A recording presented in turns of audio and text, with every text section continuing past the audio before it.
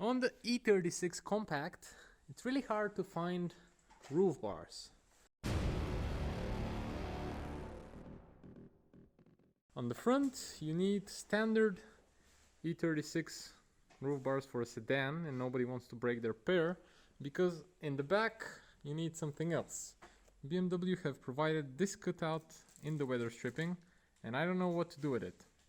So I went on the interweb and I bought this Thule.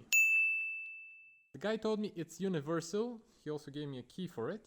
He said it fits any car. That's obviously not true because Thule don't sell such a rack.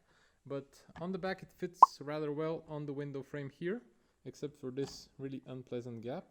But it's really sturdy when you mount it. On the front, however, these grips are totally incompatible.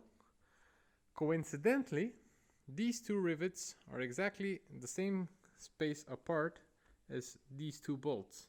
So I'm gonna drill them out and I'm gonna hook it up and it's gonna fit perfectly.